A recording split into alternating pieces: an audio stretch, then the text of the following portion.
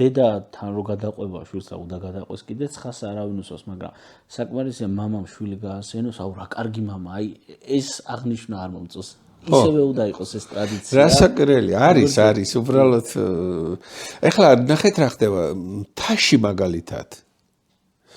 ხევსურეთში, თუშეთში, ფშავში, ხევში, მთიულეთშიც და აი სვანეთში.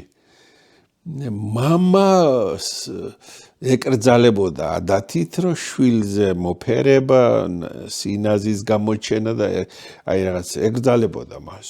მთის ტრადიცია მას უარყოფდა. კაცრი იყო, იქ მამამ კაცრი უნდა ყოფილიყო. როგორ ძლებდნენ?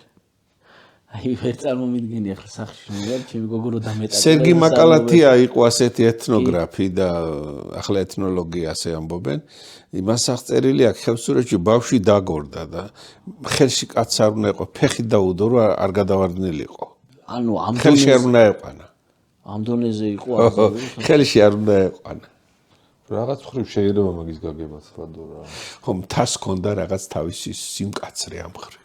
ხო, ანუ ჩემი გადასახედიდან ეს გულისხმობდა იმას, რომ თუ უფრო ვთქვათ, მობიერად გაზდიდა და სიმკაცრეს არ მიაჩვევდა. ხო.